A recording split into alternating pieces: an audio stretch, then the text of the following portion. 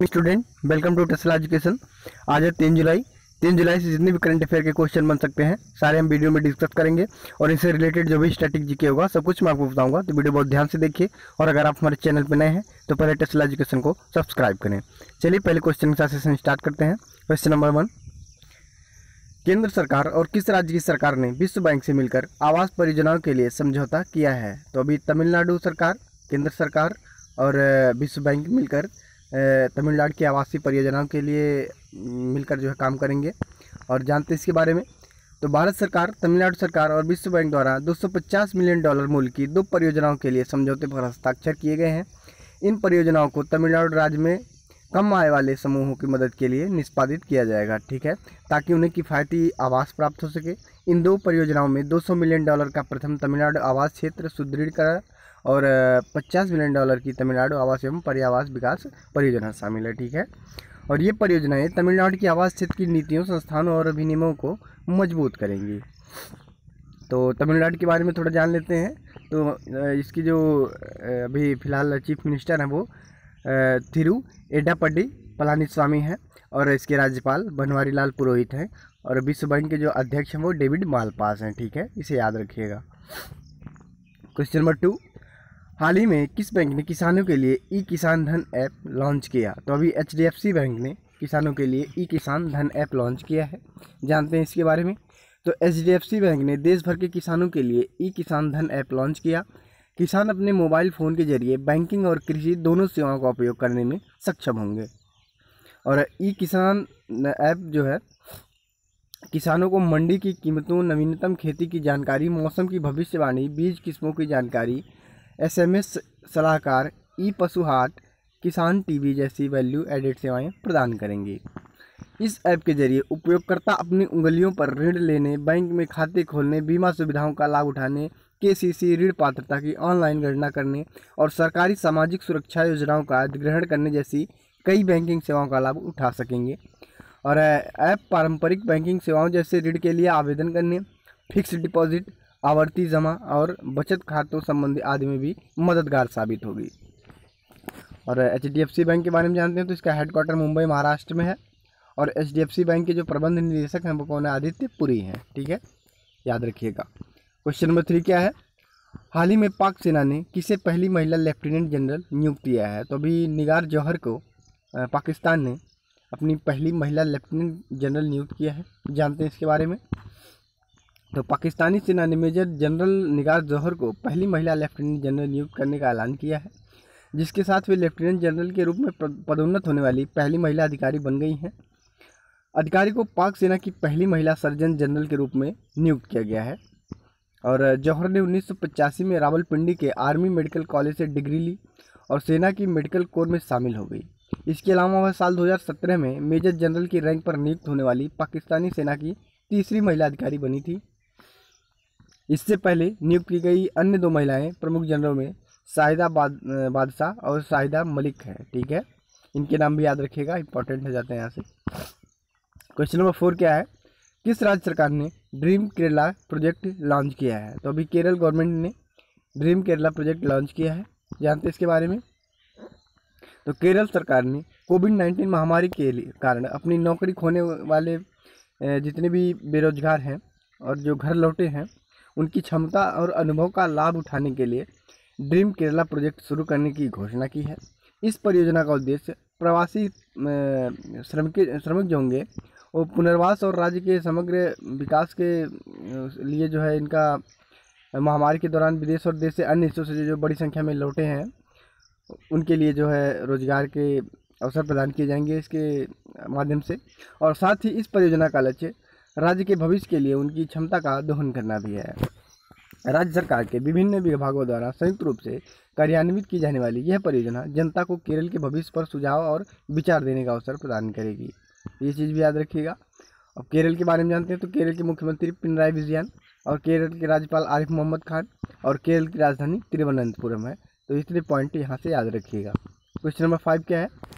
Geneva में संयुक्त राष्ट्र के भारत के अस्थायी प्रतिनिधि के रूप में किसे नियुक्त किया गया? तो भारत के लिए जो अस्थायी प्रतिनिधि होंगे वो इंद्रमणि पांडे होंगे, ठीक है, इनका नाम इम्पोर्टेंट है, याद रखिएगा।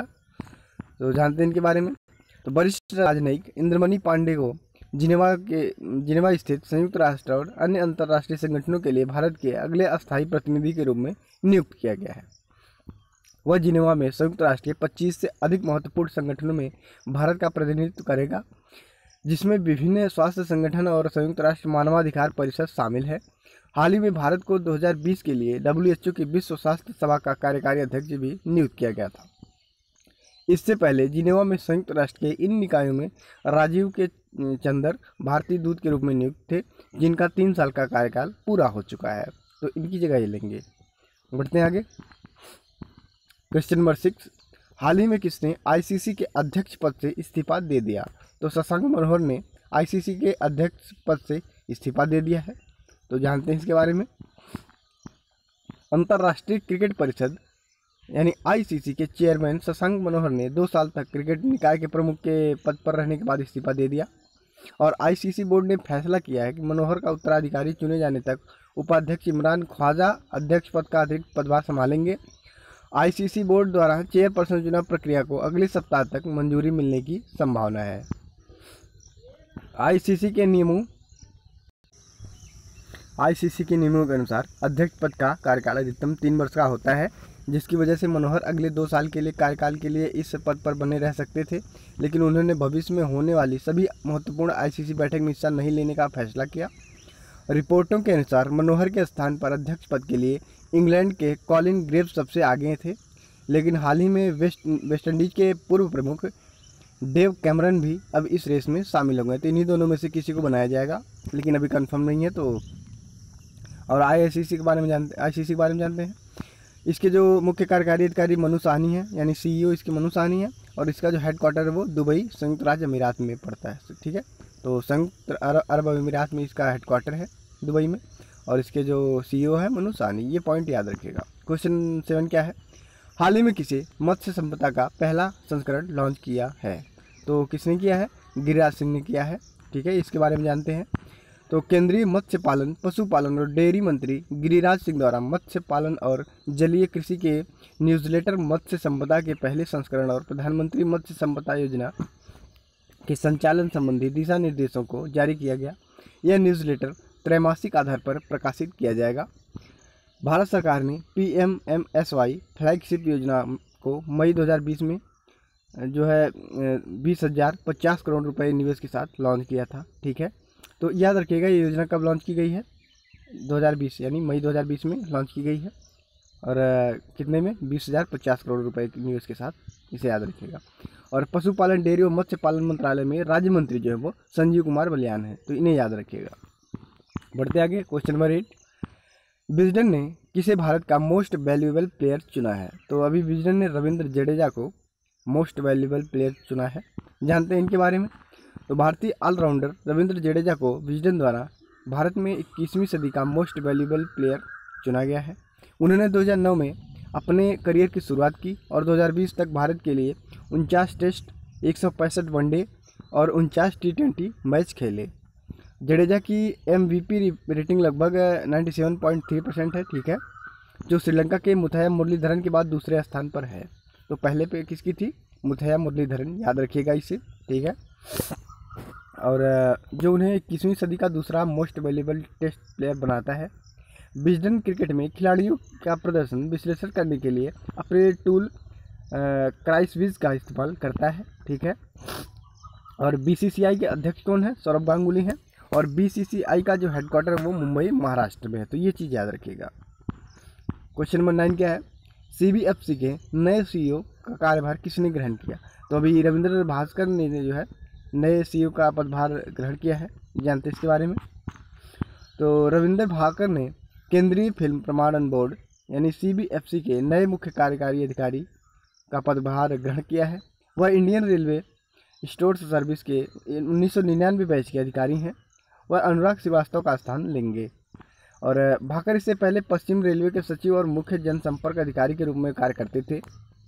वे भारतीय इंजीनियरिंग सेवा के अधिकारी के रूप में भी काम कर चुके हैं। उन्हें रेल मंत्री से उनकी उत्कृष्ट सेवा के लिए राष्ट्रीय पुरस्कार और पश्चिम रेलवे मध्य रेलवे में उत्कृष्ट प्रबंधक के लिए महाप्रबंधक पुरस्कार सहित कई पुरस्कार मिल चुके हैं। ठीक है, और केंद्रीय फिल्म प्रमाणन बोर्ड का जो हेडक्वार्टर है मुंबई महाराष्ट्र में, और केंद्रीय फिल्म प्रमाणन बोर्ड के जो अध्यक्ष हैं वो प्रसून जोशी हैं। तो याद रखिएगा, अध्यक्ष का नाम भी यहाँ से इंपॉर्टेंट हो जाता है, प्रसून जोशी हैं, याद रखिएगा। क्वेश्चन नंबर 10 क्या है, आईओसी के नए अध्यक्ष कौन बनाए गए हैं? तो आईओसी के नए अध्यक्ष जो है श्रीकांत माधव वैद्य बनाए गए हैं, जानते हैं इनके बारे में। तो श्रीकांत माधव वैद्य ने इंडियन ऑयल कॉरपोरेशन के नए अध्यक्ष का पदभार ग्रहण किया है। इससे पहले वह अक्टूबर 2019 से आईओसी में बोर्ड में निदेशक थे, ठीक है, और वह संजीव सिंह का स्थान लेंगे जो 30 जून को सेवानिवृत्त हुए हैं। इसके अलावा वैद्य आईओसी की एक स्वायत्त refining subsidiary Chennai petroleum corporation limited और टर्मिनलिंग सेवा प्रदान करने वाले एक संयुक्त उपक्रम इंडियन ऑयल टैंकिंग लिमिटेड के अध्यक्ष भी होंगे। साथ ही वह Ratnagiri refinery and petrochemicals limited के प्रमुख के रूप में भी कार्यभार संभालेंगे और पेट्रोनेट एलएनजी लिमिटेड के बोर्ड के निदेशक भी होंगे। उनका भारत के सबसे बड़े cracker plant Panipat naphtha cracker complex के साथ दशकों से पुराना संबंध है। इंडियन ऑयल कॉरपोरेशन का जो हेडक्वार्टर है वो नई दिल्ली में है और इंडियन ऑयल कॉरपोरेशन की जो स्थापना हुई थी 1959 में हुई थी। तो जितने पॉइंट याद रखिएगा। Thank you, thanks for watching Tesla education.